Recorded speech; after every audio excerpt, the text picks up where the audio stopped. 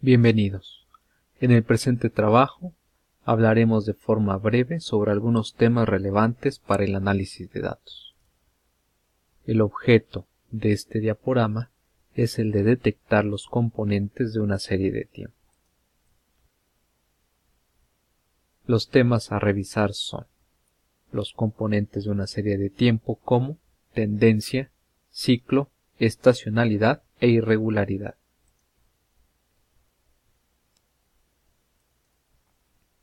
El componente tendencia lo obtenemos al hacer la regresión por mínimos cuadrados ordinarios de la variable y en función del tiempo. El componente cíclico lo obtenemos al hacer la división entre la variable y el componente tendencia. Nos indicará en términos de índice base 100 los auges por arriba de 100 y las crisis por debajo de 100 de la serie estudiada. El componente estacional lo obtenemos a partir del cálculo del promedio móvil. Se aconseja tomar al menos 4 datos, con una ponderación más pequeña para el primero y el último dato a considerar, multiplicándolos por un medio, por ejemplo. Una vez que se obtiene el promedio móvil, es necesario calcular el componente estacional final. Finalmente, el componente irregular lo obtenemos de la división entre los datos sin tendencia sobre el componente tendencia, que queda expresado como porcentaje de la tendencia. Veamos un ejemplo. Aquí tenemos capturados los valores para la variable ingreso del año 1970 a 1987. El componente tendencia lo encontramos haciendo una regresión tomando la variable ingreso sobre la variable tiempo.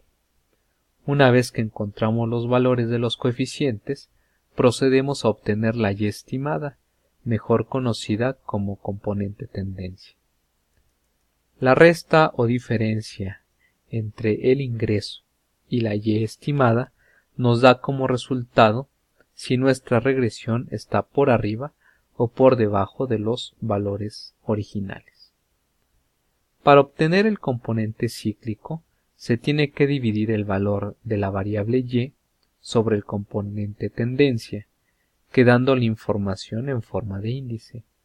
Esto es que cuando el valor está por arriba de 100, estaríamos hablando de un auge, mientras que si está por debajo, estaríamos hablando hipotéticamente de una depresión. Los datos sin tendencia los obtenemos de la resta o diferencia entre el ingreso y el componente tendencia. El residuo cíclico relativo lo obtenemos de la división entre los datos sin tendencia sobre el componente tendencia por 100, que queda expresado como porcentaje de la tendencia. Por ejemplo, en 1978, el dato sin tendencia fue de 4.53, indicando que el ingreso estuvo 4.53% por arriba de su tendencia. Por su parte, en ese mismo año, el residuo cíclico relativo fue de 3.55, indicando que una vez descontada la tendencia del ingreso, estuvo 3.55% por arriba de la tendencia esperada. Para el cálculo de la estacionalidad de cierta serie de tiempo, hemos puesto como ejemplo una serie llamada construcciones. Para el cálculo de la columna 4, lo que hemos hecho es darle una ponderación más pequeña al primero y último dato. Como estamos tomando en cuenta los 4 trimestres, el primer resultado de 6.519.625 se calcula de la siguiente manera.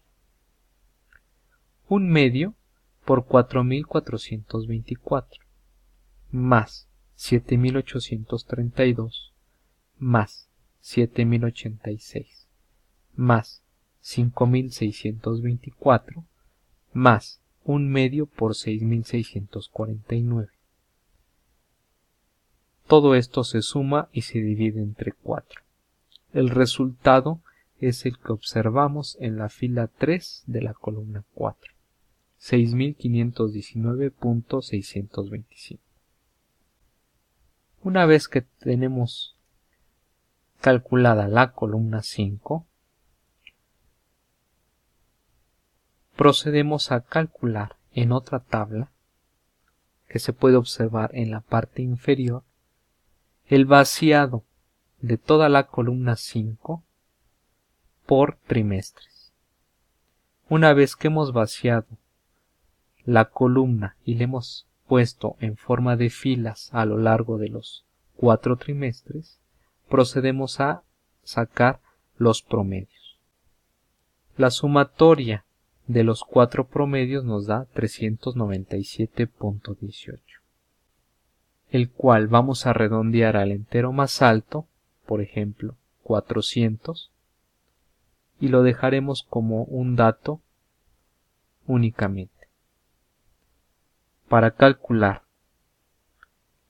las estacionalidades finales, lo que hacemos es lo siguiente. Vamos a tomar en cuenta el dato redondeado 400 entre 397.18 resultante de la sumatoria de los promedios de la columna 5 vaciada en forma de filas a lo largo de los trimestres, multiplicada por el promedio del primer trimestre. Esto nos daría 89.96. Esto es 400 entre 397.18 por 89.33 nos da 89.96. Este cálculo lo vamos a hacer para los siguientes 3 trimestres, 2, 3 y 4. Una vez que tenemos los componentes estacionales finales, los vaciamos nuevamente en forma de columna en la columna 6. Con ello estaríamos obteniendo el índice estacional de la serie.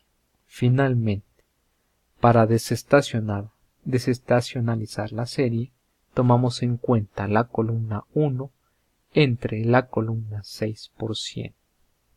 El resultado es una serie desestacionalizada, es decir, quitando el efecto estación de cada uno de los datos de la serie. Bueno, pues eso sería todo. Muchas gracias por su atención. Hasta luego.